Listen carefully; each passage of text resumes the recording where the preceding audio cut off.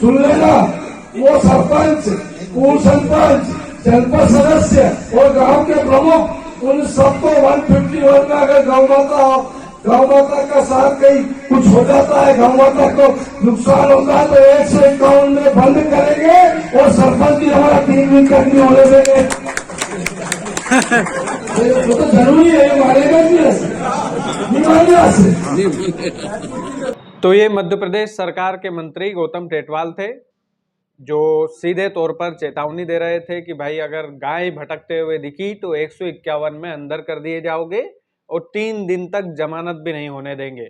ये सुनकर बगल में बैठे राजगढ़ जिले के सांसद रोडमल नागर हाथ जोड़ने लगे और मुस्कुराने लगे।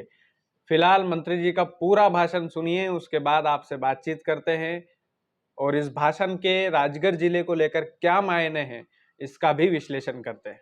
गौ माता सड़कों पर घूमती नहीं पाई जाए, जो अपने निकटतम पास में गौशाला है उस गौशाला में गौ माता को वहाँ रखने की व्यवस्था करे।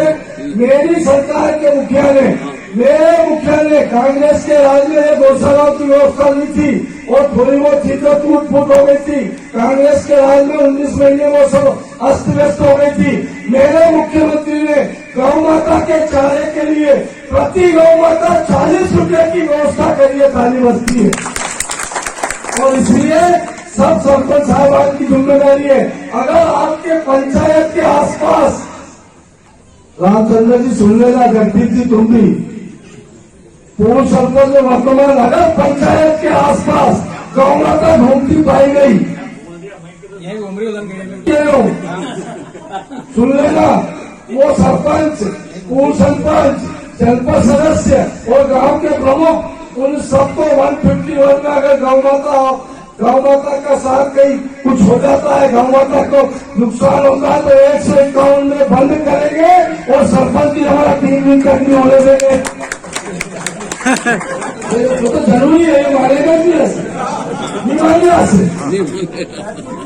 रात पूछे समझ, तो इसलिए हमारी व्यवस्था है कि हम पास में गौ माता की व्यवस्था करें गौशाला में, हमारी जिम्मेदारी है।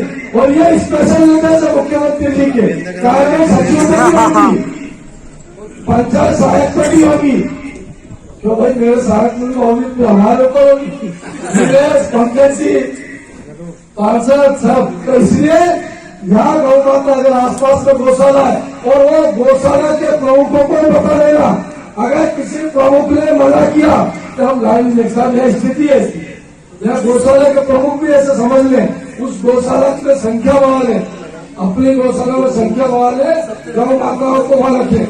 ज्ञान बांटने की जरूरत नहीं, वो ये हमारी सबकी चिंता है। आपने मेरी पूरी बात को सुना और साथ ही पहले भी सुना जब मैं चुनाव में आपके साथ के बाद वोट। तो सुना आपने, खुली चुनौती दी है कि पंचायत के आसपास यदि गाय भटकते हुए दिखी राजगढ़ जिले में तो फिर सीधे 151 में अंदर कर दिए जाओगे और फिर 3 दिन तक जमानत भी नहीं होगी। ये कहना मंत्री गौतम टेटवाल का है, जो सारंगपुर से विधायक और मध्य प्रदेश की सरकार में मंत्री हैं।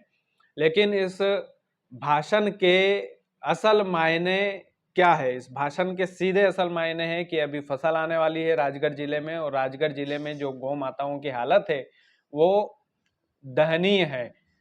सड़कों पर गाय घूमती हुई आपको दिखेगी, गांव-गांव की ये कंडीशन है।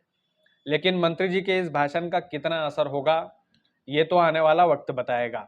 ये तो जैसे जैसे मौसम बढ़ता जाएगा, किसानों के खेत में गाय कूदती है कि नहीं कूदती है, या मंत्री जी के इस भाषण का भय लोगों में रहता है, जनप्रतिनिधियों में रहता है कि नहीं रहता है, ये आने वाला वक्त बताएगा। और क्या वाकई में कार्रवाई होगी, क्योंकि मंत्री जी ने तो ये भी कहा है इस भाषण में कि भाई ये ऐसे नहीं सुधरेंगे, ऐसा करना ही पड़ेगा। तो क्या मंत्री जी के इस भाषण में सच्चाई है, यह आने वाला वक्त ही बताएगा। क्योंकि मंत्री गौतम टेटवाल की बात जनप्रतिनिधि यदि सीरियस ले लेंगे तो निश्चित तौर पर राजगढ़ जिले का इसमें भला ही होना है। लेकिन सीरियस लेने के लिए 8-10 कार्रवाई तो मंत्री गौतम टेटवाल की तरफ से करवाना होगी, तभी जाकर लोग सीरियस होंगे कि अगर यार गाय आसपास दिख गई और मंत्री जी को पता चल गया तो वाकई में 151 की कार्रवाई हो जाएगी और हमें 3 दिन तक जो है जमानत भी नहीं मिलेगी। ये भय, कानून का भय जो है वो जनता के बीच में बिठाना पड़ेगा, और वो बोलने से नहीं होगा, वो करने से होगा। अब मंत्री जी कितना करने में बिलीव करते हैं, कितना नहीं, ये तो आने वाला वक्त ही बताएगा राजगढ़ वालों। लेकिन ये जो भाषण है, ये महज अगर भाषण ना रहे, प्रैक्टिकल हो जाए, वाकई में मंत्री जी की सोच है वो ब्रिलियंट है।